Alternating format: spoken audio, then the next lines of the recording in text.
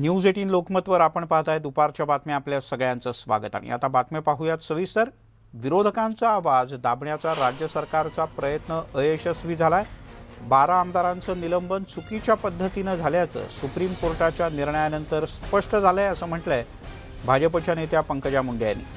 सर्वोच्च न्यायालयानं राज्य सरकारच्या कार्यपद्धतीवर ताशेरे ओढल्याचंही त्यांनी नमूद केलं.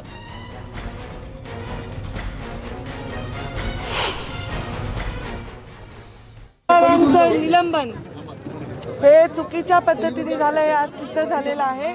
12 आमदारांच्या निलंबनाच्या बद्दल सुप्रीम कोर्टाने ताशेरे सरकारच्या पद्धतीवर ओढलेले आहेत आणि मला वाटतं आज हे जगासमोर आलंय की विरोधकांचा आवाज दाबण्याचा तो प्रयत्न असफल झाला. तिकडे सर्वोच्च न्यायालयानं भाजपच्या 12 आमदारांचं निलंबन रद्द केलंय. यावरून रिपाईचे नेते प्रकाश आंबेडकर यांनी सर्वोच्च न्यायालयाच्या निर्णयाला आव्हान दिलंय. सुप्रीम कोर्टानं 12 आमदारांचं रद्द केलेलं निलंबन असंवैधानिक असल्याचं प्रकाश आंबेडकर यांचं म्हणणं आहे. सभागृहातल्या कामकाजाला सर्वोच्च न्यायालयात आव्हान देता येत नाही आणि त्यावर निर्णय देण्याचा अधिकारही सर्वोच्च न्यायालयाला नाही, अशी प्रतिक्रिया प्रकाश आंबेडकर यांनी दिली आहे. आमच्या मतानुसार हा निर्णय असंवैधानिक असून अधिकार क्षेत्र नसताना दिलेला निर्णय असल्याचंही प्रकाश आंबेडकर यांनी नमूद केलं. 12 आमदारांचं निलंबन सुप्रीम कोर्टाने रद्द केला, परंतु हा निर्णय असंवैधानिक आहे आणि त्याच्याचबरोबर सुप्रीम कोर्टाला अधिकार नाही असा निर्णय देण्याचा. सभागृहामधलं कारोबार जो आहे, प्रोसिडिंग जे आहे, हे कोर्टामध्ये चॅलेंज करता येत नाही, बोलवता येत नाही किंवा त्याच्यावरती निर्णयही देता येत नाही.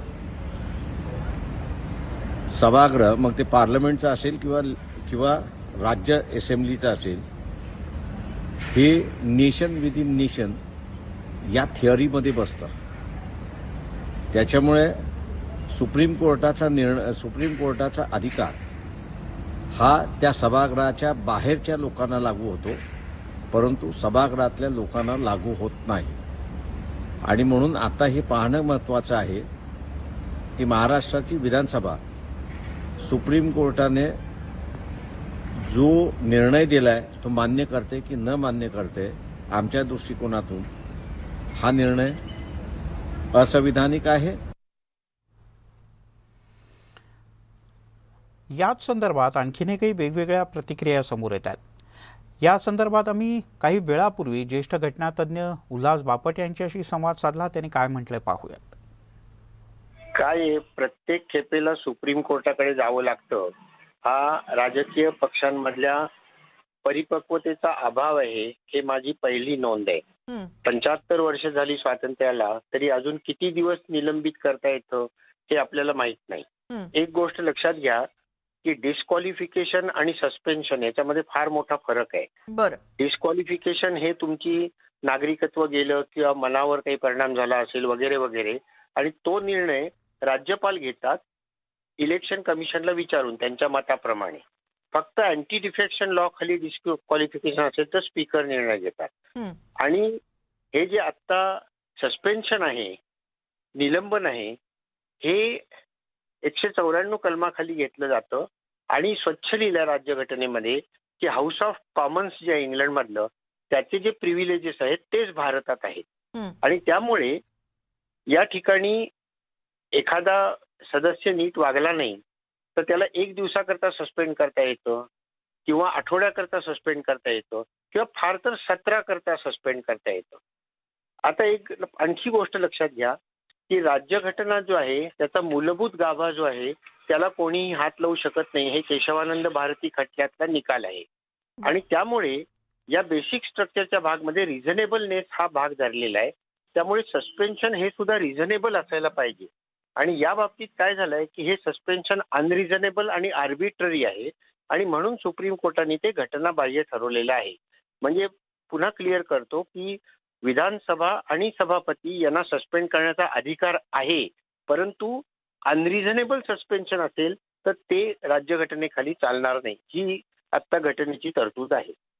बरं, मग आता जे प्रकाश आंबेडकर म्हणतायत की सभागृहातल्या कामकाजाला सुप्रीम कोर्टामध्ये आव्हान देता येत नाही, तर हे इथे बसतंय का?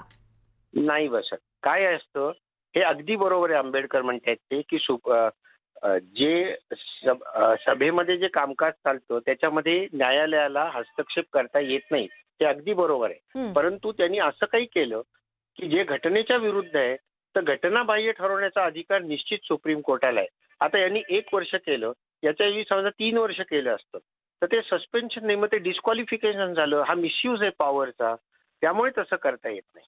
बरं, मग विधानसभा अध्यक्षांकडून किंवा महाराष्ट्राच्या विधिमंडळाकडून ठोस असं कारण त्यामागे देता आले नाही म्हणून हा निर्णय रद्द केला का सुप्रीम कोर्टानं?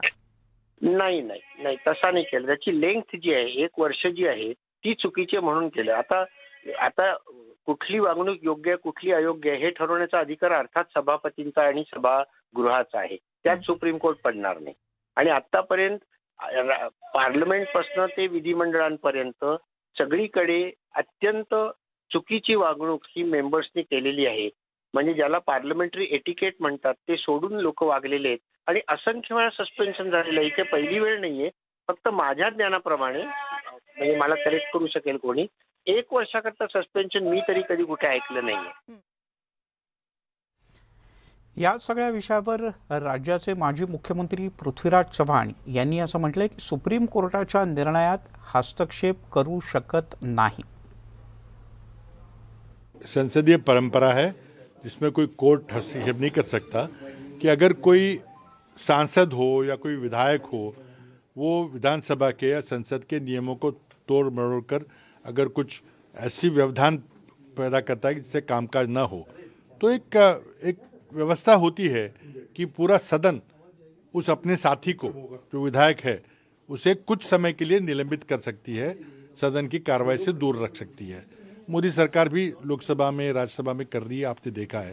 तो एक परंपरा है. अब सवाल सुप्रीम कोर्ट का ये कि क्या 1 साल से की जो सज़ा है वो पर्याप्त है या उससे कम होना चाहिए, उसके बारे में सुप्रीम कोर्ट ने कुछ कहा है. लेकिन सुप्रीम कोर्ट की लेकिन सुप्रीम कोर्ट की बात में मैं कुछ नहीं कहना चाहूँगा. लेकिन जो अधिकार था वो हमारे विधानसभा ने पूरे अपने अधिकारों के तहत वो निर्णय लिया था. तिकडे याच विषयाच्या संदर्भात आणखीन काही बऱ्याच प्रतिक्रिया येत आहेत. केंद्रीय मंत्री रावसाहेब दानवे यांनी राज्य सरकारवर टीका केली. या निर्णयामुळे सरकारला चपराक बसल्याचा टोलाही त्यांनी लगावला. सुप्रीम कोर्टाने जो निर्णय दिला तो या राज्य सरकारला एक चपराक आहे की अशा मनमानी पद्धतीनं घटनाबाह्य निर्णय घेण्याचे अधिकार या राज्य सरकारला नाही आहे. आणि जे काही दिल्लीमध्ये खासदार यांचं निलंबन केलं आहे ते काही वर्षभरासाठी केलेलं नाही आहे आणि त्याच्यामुळं तिथलचा सुद्धा दिल्लीतलं सरकार विचार करील.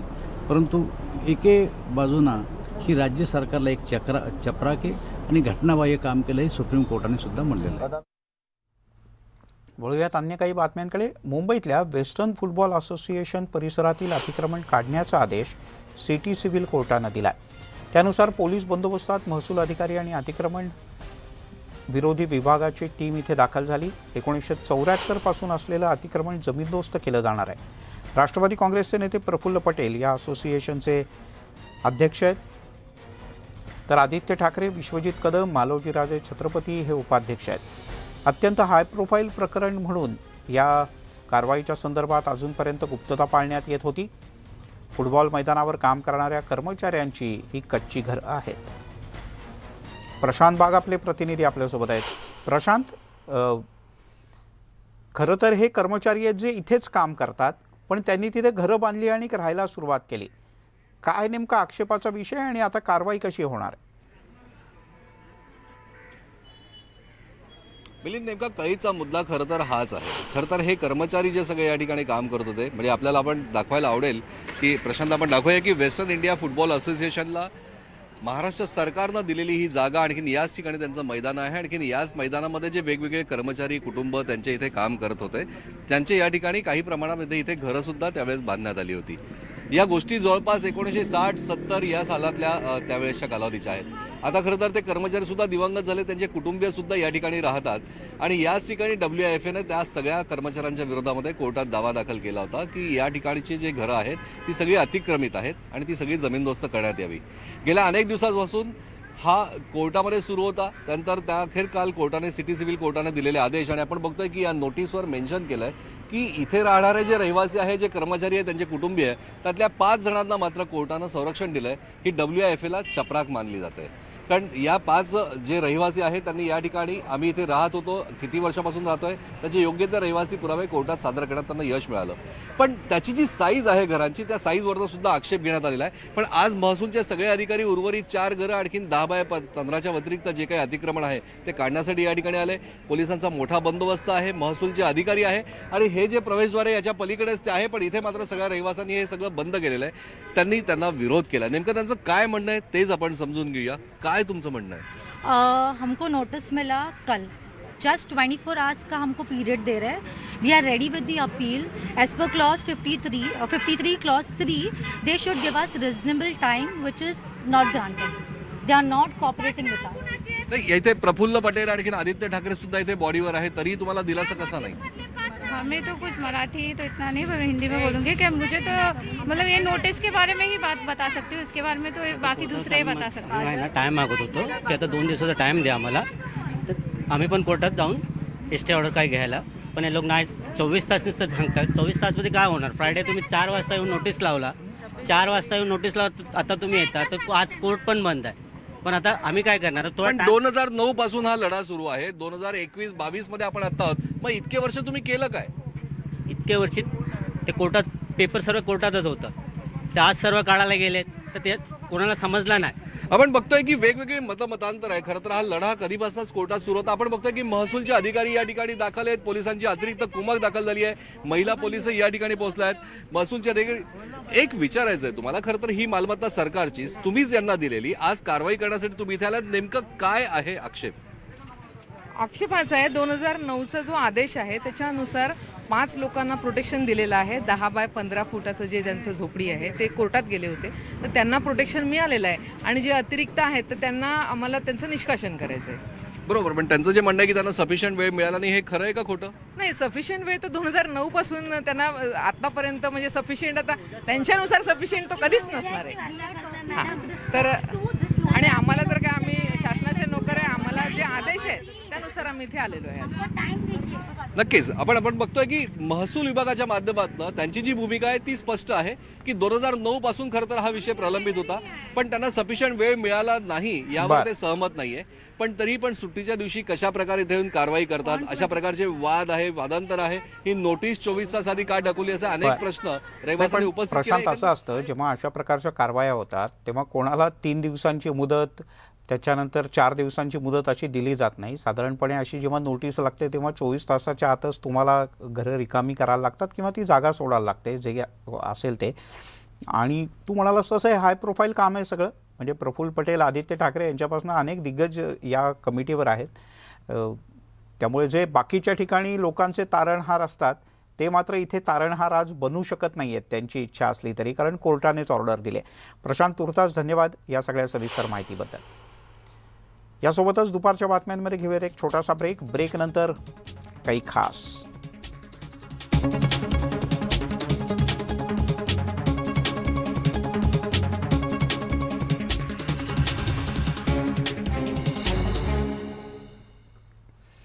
आपण पाहताय दुपारच्या बातम्या.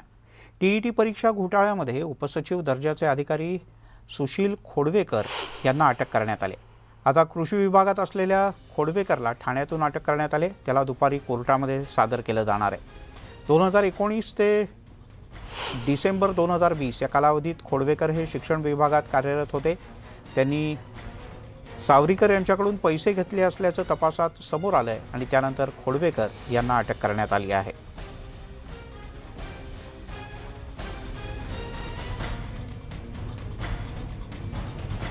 या क्षणाची आणखीन एक मोठी बातमी. चंद्रकांत फुंदे आपले प्रतिनिधी आपल्यासोबत आहेत. चंद्रकांत, काय अधिक माहिती आहे?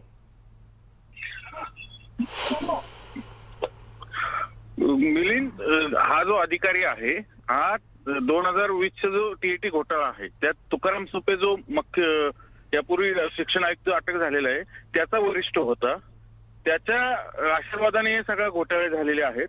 म्हणून सायबर पोलिसांनी त्यालाही उचललेलं आहे ठाण्यातनं आणि सगळ्यात महत्वाचं म्हणजे तो सुपर क्लासहून आहे, म्हणजे उपसचिव दर्जाचा अधिकारी आहे. म्हणजे थोडक्यात आता हे टीईटी घोटाळ्याचे थेट मंत्रालयात पोहोचले. त्याच्यावरनं जे काय म्हटलं जात होतं की याचे धागेदोरे मंत्रालयापर्यंत जाणार, ते आता ऑफिशियली मंत्रालयात पोहोचलेले आहेत. तर आणखीन कुठे जातात ते पाहावं लागणार. थोडक्यात अख्खी यंत्रणाच बरबटलेली आहे टीईटी घोटाळ्यात. कारण तब्बल 7,500 अपात्र शिक्षकांना त्यांनी बोगस प्रमाणपत्र देऊन पास केले आहे टीईटी परीक्षेत. बर या घोटाळ्याची खूप मोठी. बर चंद्रकांत तुर्तास, धन्यवाद या माहितीबद्दल.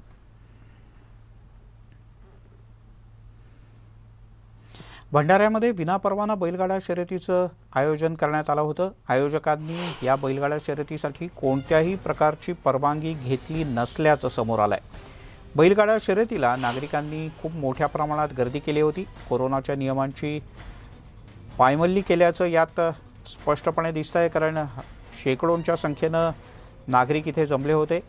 चौकशीला सुरुवात झाली असून माहिती घेऊन कारवाई करणार असल्याचं तहसीलदार दीपक कारंडे यांनी म्हटलंय.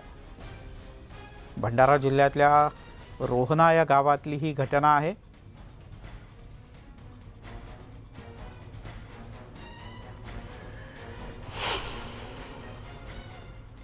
या ठिकाणी आपल्याकडून कुठलीही परमिशन घेतल्याचं दिसून येत नाही. आणि आम्ही त्याची तपासणी करू. या ठिकाणी कोणी जर कोरोनाचा नियम जर त्याचा भंग केला असेल तर त्याच्यावर नियमानुसार कारवाई करण्याची कारवाई केली जाईल. सर्व नागरिकांना आम्ही प्रशासनाच्या वतीनं आवाहन केलेलं आहे की कोरोनाच्या वाढत्या प्रादुर्भावाच्या अनुषंगानं आपण त्याची जी नियमावली आहे त्याचं पालन करावं. यासोबत दुपारच्या बातम्यांमध्ये इथे थांबूयात. सर्व प्रकारच्या ताज्या अपडेटसाठी पाहत राहा News 18 लोकमत.